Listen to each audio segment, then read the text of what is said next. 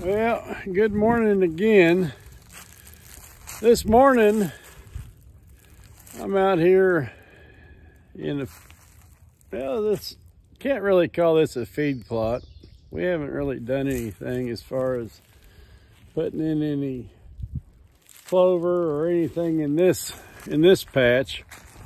But this patch right here, man, I don't know how to describe it.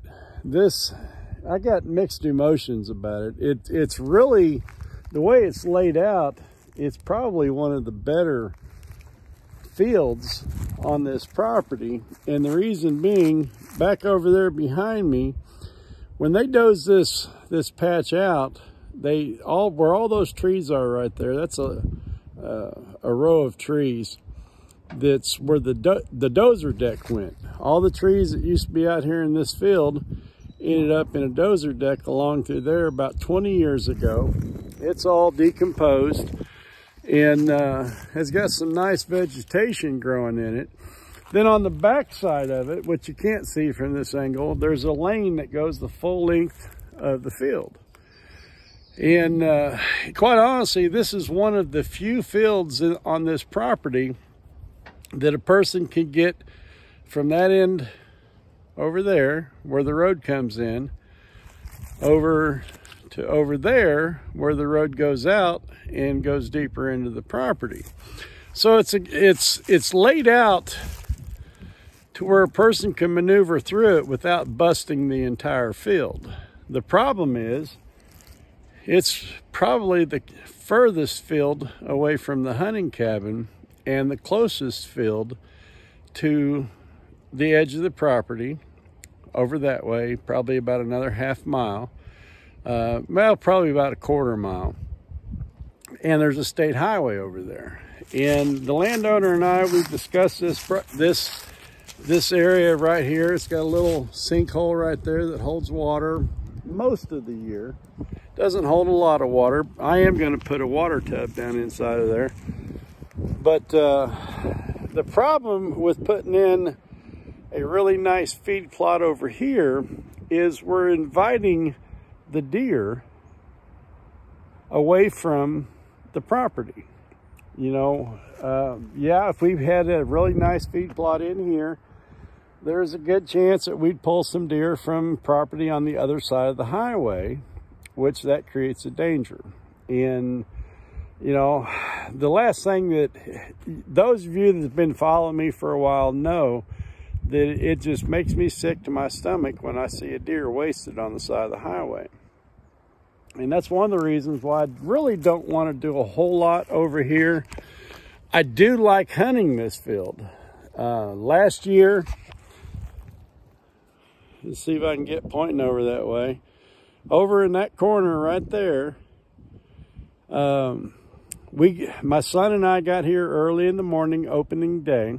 It was still dark, and we parked way off down in that ravine and walked up, and we were sitting in that corner over there waiting for the sun to rise. And then we were going to cross this field and go down that lane and go over to Grocery Patch. Now, you're familiar with Grocery Patch. It's probably maybe a quarter mile or so to the east of here.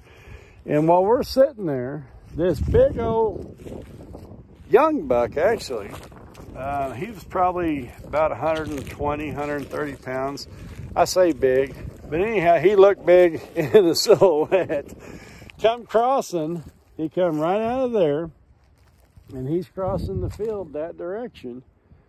And right about where I'm standing was when I had my best opportunity to get a shot at him. And my son had fallen asleep. We were seated over there, and he had fallen asleep across my leg, and I couldn't turn. I'm a left-handed fire. The deer was off to my left, and I couldn't get the right angle on him without making my son move. And so I switched over to shoot right-handed, which I can do. I'm more proficient left-handed than I am right-handed. And that's approximately, seems like I used my GPS to figure out the distance on it. I think it was 137 yards from where I was seated to where the deer was standing, and he fell right where I hit him. Aorta shot, dropped him right in his tracks. And to be honest with you, that we opened up Oregon County.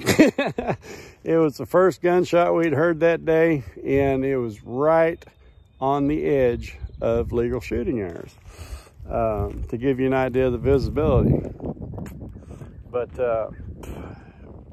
I had, let's see, in archery season, I think I was right over in this clump of trees. Yeah, there's an old turkey blind right there. You can see it down in the trees. I was seated right over in there, and there was a young doe that I was able to harvest right back over in there. So I harvested 2 deer out of this field last year. And you know, it's a good field to hunt. There's a 2-man stand up in the trees over there, which I think is the wrong side.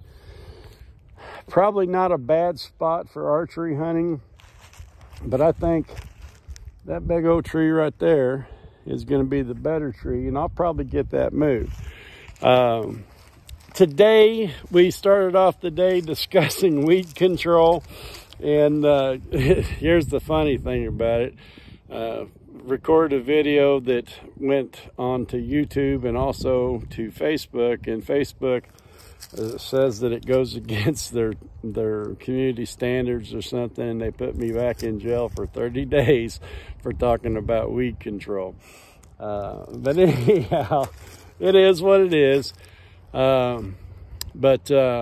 Anyhow, keeping with that same theme, as you can see, I've got the sprayer on the back of the little Mahindra tractor, and I had some Gunslinger P&D left over from last year.